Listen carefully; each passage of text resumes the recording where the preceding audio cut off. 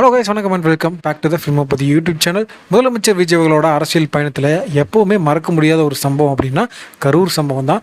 இந்த சம்பவம் தான் விஜய் அவர்களுக்கு எதிராகவும் ஆதரவாகவும் மாறிய ஒரு மிகப்பெரிய சம்பவம். இந்த நிகழ்வு நடந்திலிருந்து இப்போ வரைக்குமே திமுகவை சேர்ந்த ஆட்கள் இந்த சம்பவத்துக்கு காரணம் விஜய் அவர்கள் தான் கூட்டத்தை கூட்டி 41 பேரை அநியாயமாக கொண்டுட்டாரு அப்படின்ற மாதிரிலாம் அவங்க சொல்லிக்கிட்டு இருக்கிறாங்க. ஆனால் சாதாரண பொதுமக்கள், இந்த கட்சி சாராத மக்கள்லாம் இது பார்த்தா விஜய் மேலே தப்பாக இருக்க மாதிரி தெரியல, விஜயோட வளர்ச்சி பிடிக்காம திமுகவை சேர்ந்த ஏதோ ஒரு அமைச்சர் இந்த வேலையை பண்ண மாதிரி தெரியுது அப்படின்னு நிறைய மக்கள் சொல்றாங்க. ப்ராப்பரா போலீஸ் கிட்ட எனக்கும் பொதுமக்களுக்கும் ப்ரொடக்ஷன் கொடுக்கணும், ப்ராப்பரான ப்ரொடக்ஷன் கொடுக்கணும் அப்படின்னு பர்மிஷன் கிட்ட தான் விஜய் அவர்கள் கரூருக்கு வந்தாரு. ஆனா வந்த விஜய் ஒரு அரசியல்வாதியா இருக்கனால அந்த இடத்துல மக்களை துன்புறுத்துறது, கொள்ளையடிக்கிறது, இந்த மாதிரி வேலைகளை பண்றது யாரு? செந்தில் பாலாஜி அவர்கள் தானே, அவரை பத்தி தானே பேச முடியும். ஸோ அதனால விஜய் அவர்கள் அவரை கலாய்க்கிற மாதிரி 10 ரூபாய் பாலாஜி அப்படின்ற மாதிரி பாட்டு பாட ஆரம்பிச்சாரு.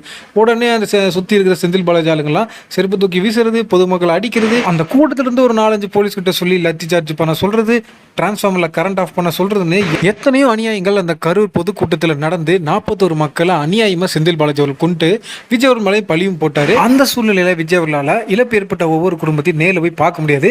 ஏன்னா அப்படி பார்க்க போயிருந்தார் அப்படின்னா மறுபடியும் அந்த 10 ரூபா பரதேசி பாலாஜி அவனோட அடியாட்களை பொதுமக்களுக்குள்ள இறக்கி கலவரத்தை தூண்டி விஜய் அவர்களை தாக்கி கொலை பண்ற மாதிரி ஒரு பிளான் எல்லாம் போட்டிருப்பான். விஜய் அவர்கள் அவர் கூட இருக்க பவுன்சர்ஸ் எல்லாம் காப்பாத்திட்டு போயிடான்னு வச்சுக்கங்களேன். கூட்டத்தில் ஒரு 10 பேரை போட்டு தள்ளிட்டு 41 51 மாத்தி விட்டுருப்பாப்ல நம்ம செந்தில் பாலாஜி. இவங்களோட இந்த கிரிமினல் வேலையை அன்னைக்கே யூகிச்ச ஆதவர்ஜுனா செங்கோட்டையன் அவர்களும் விஜய் அவர்களை நேரில் போய் சந்திக்க வேணாம், அவங்களை சென்னைக்கு வர வச்சு நம்மளோட வருத்தத்தையும் ஆறுதலையும் சொல்லிக்கலாம் அப்படின்னு ஒரு ஐடியாவை வேற வழி இல்லாம விஜய் அவர்கள் ஒத்துக்கிட்டாரு. ஆனா இப்போ நம்ம தளபதி விஜய் அவர்கள் தமிழ்நாட்டோட முதலமைச்சர் ஆயிட்டாரு. அதனால இனிமே கரூர் மக்களை விஜய் அவர்கள் சந்திக்க போனா எந்த டிஸ்டர்பன்ஸ் வர வாய்ப்பு இல்லை.